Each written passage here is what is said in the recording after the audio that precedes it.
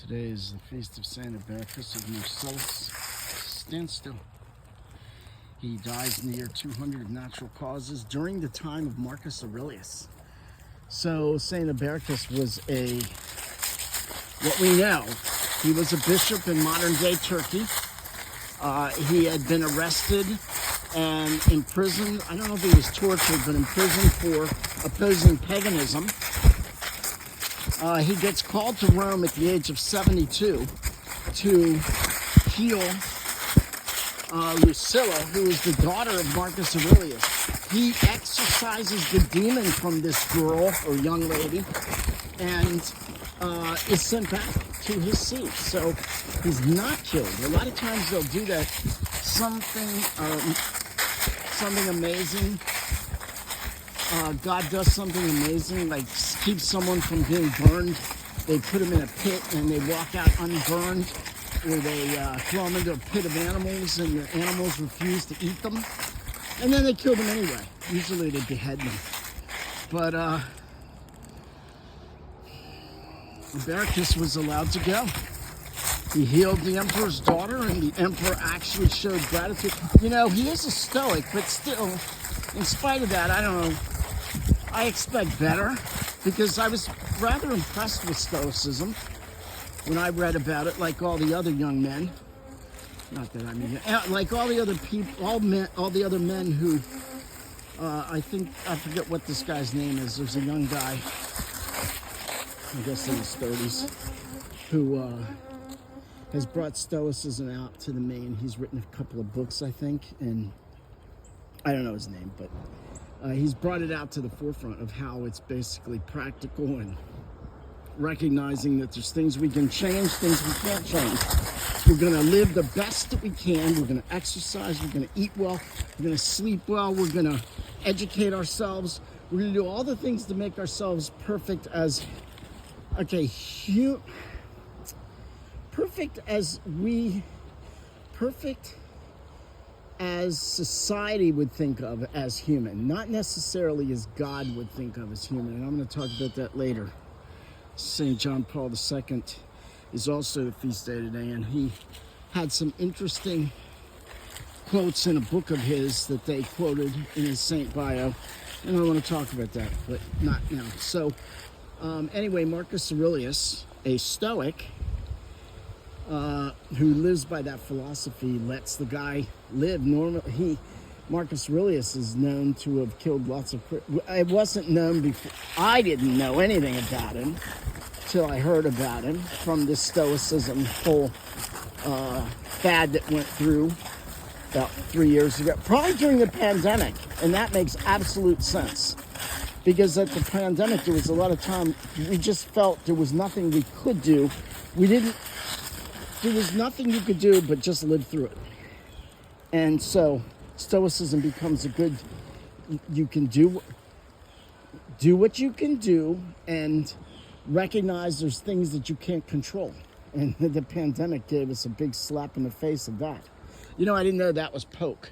So now I know, if I'm not mistaken, unrelatedly. So this is what poke is. That's what Poke Salad Annie, the song in Poke Salad, is all about. Now, I'm going to say something. I do not know that this is true.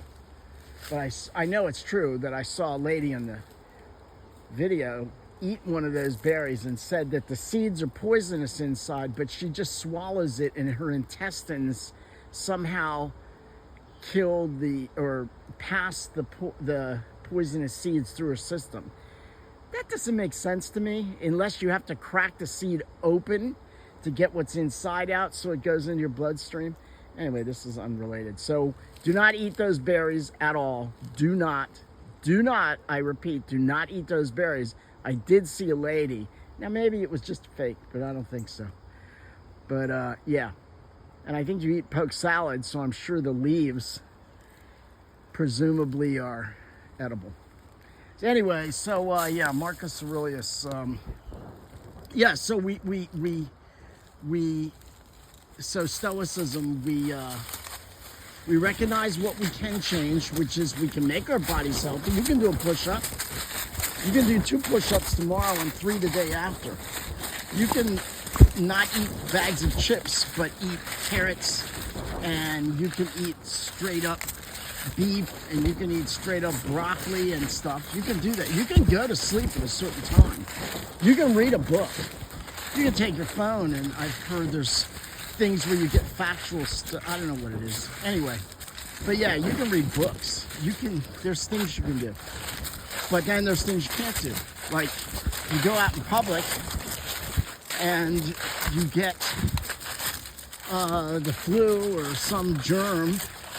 Yeah, so anyway, St. Abercius healed the Stoic's daughter, and he was able to live. And died near 200 in Turkey.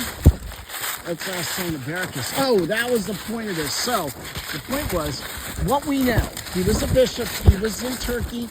He healed the emperor's daughter. This is what we know. He died in 200. These are the facts. There was about a hagiographer, whatever that is. I'm not saying it right. Hagiographer. It sounded like a biographer. Come here, stop.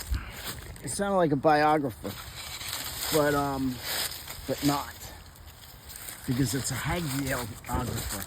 Anyway, this guy heard about the curing, the miracle that the saint did, so he started a story about him. Then he didn't have any. That's about all he had, in fact. So he started taking all the saint stories that he could find and putting them in as if it was part of this guy's biography. And then when he ran out of saints, he just started making stuff up. As they would say, he started making stuff up.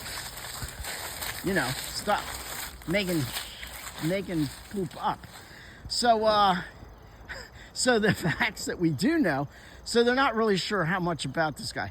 But the only thing they are sure is the facts that, one, he was a bishop. He healed the emperor's daughter. So he obviously had the gift of healing and exorcism, and he dies near 200 in Turkey, in modern day Turkey. So let's ask Saint Abercius Marcellius Salis to pray for us. Stop.